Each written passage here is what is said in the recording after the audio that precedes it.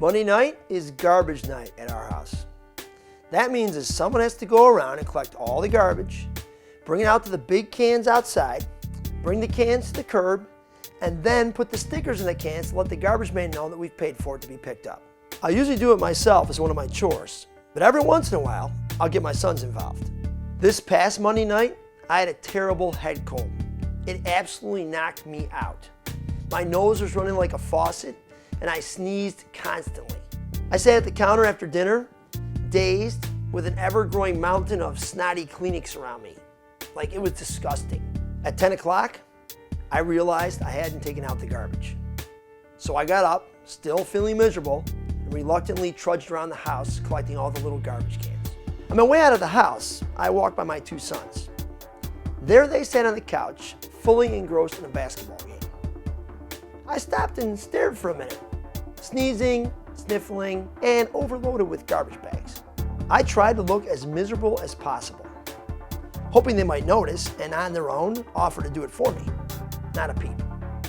Neither of them moved. Oh, they saw me, but they remained oblivious to my unspoken request for help. Oh, hey Dad, did you see this dunk by Blake Griffin? Check this out, man. Disappointing to say the least. It would be nice if just once, on their own, without being asked, my kids would notice when someone needs help. Jesus was a master at noticing others. He paid attention. As he traveled from place to place, he constantly noticed others and entered into their worlds. Like he sees Zacchaeus sitting in a tree as he's walking down the road. The Bible includes this weird little detail about Zacchaeus. It says that he's short, which means that he's probably really short. Like always pick last for the basketball team short, or can't get a date to the prom short, or constantly bullied by the football team short. Oh yeah, I may have been a short guy in high school, which means I can tell you from experience that short guys get no respect. So imagine Zacchaeus, so short that the Bible decides it's the most interesting fact about him, except for the fact that he's a tax collector, which is not the most respectable job. Then Jesus comes along. Out of the whole crowd, he notices short tax collecting Zacchaeus, and he invites himself over for dinner. To Jesus, this is really no big deal. He notices people all the time. But to Zacchaeus, it's a really big deal, and it changes his life. Every Tuesday and Thursday, I play ball hockey with a bunch of stockbrokers and businessmen. Powerful, successful guys. And they become my friends over the past couple of years. Scott is usually one of the loudest guys on the floor and in the locker room. So a few weeks ago, when he had nothing to say before, during, or after the game, I noticed, "Hey Scott, why so quiet today?" Then, this big, tough hockey-playing guy got emotional. He told me about his son studying overseas. He told me that his son and his friends had been threatened, and he was worried for his son's life. Seriously, he was worried that his son would be hurt or killed.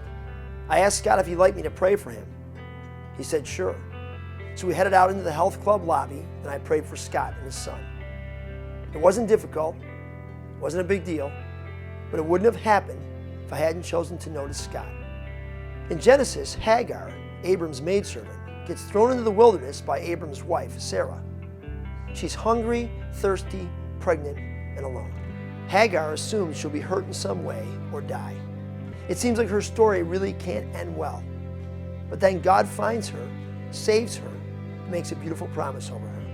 But I think the coolest part of the story is Hagar's response.